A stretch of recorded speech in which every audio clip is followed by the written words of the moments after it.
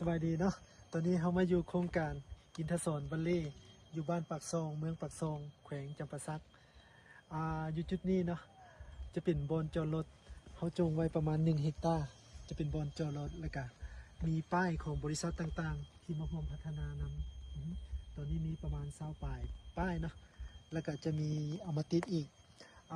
ในที่โครงการของพวกเขาตอนนี้มี31 เฮกตาร์เนาะแล้วข้าพเจ้าจงไว้เพื่อจะพัฒนาเองประมาณ10 เฮกตาร์ใน31 เฮกตาร์นี่มีลูกค้าที่ซื้อไปแล้วประมาณ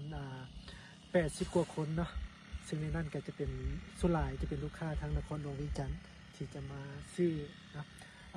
แผนพัฒนาของพวกเขาจะแบ่งเป็น5 เฟสนะเฟสแรกนี่จะเฮ็ดดินจัดสรรแบ่งขายเฟสที่2จะเฮ็ดแหล่งท่องเที่ยวเชิงอนุรักษ์นะในนั้นก็จะมีห้านกาแฟมีห้องสมุดมีสวนพักออร์แกนิกแล้วก็จะมีสวนชีวนานาพันธุ์นะเฟสที่3จะเป็นศูนย์เรียนรู้และส่งเสริมการศึกษาซึ่งว่าเขามีคอนเนคชั่นกับญี่ปุ่นเขาจะมีห้องเรียน2 ภาษาญี่ปุ่นกับภาษาอังกฤษเพื่อส่งให้งานและก็นอกนักเรียนไปญี่ปุ่นเฟสที่4จะเป็น House Care หรือว่า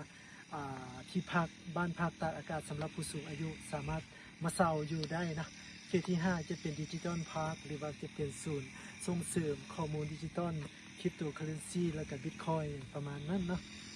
ซึ่งว่าเขา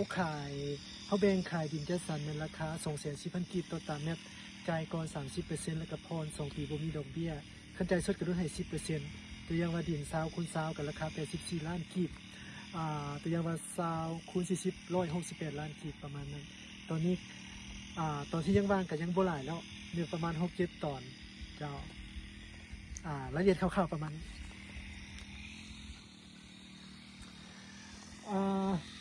ตู่ปลาหันเนาะเขาจะเฮ็ดเป็นห้านกาแฟใช้ชื่อว่าเดอะจังโก้บุ๊กคาเฟ่จะมีห้านกาแฟแล้วก็มีห้องสมุดอย่างประมาณนั้นครับจุดนี้จะเป็นบอนจอดรถแล้วก็จะมีสถานีชาร์จรถไฟฟ้าตรงนั้น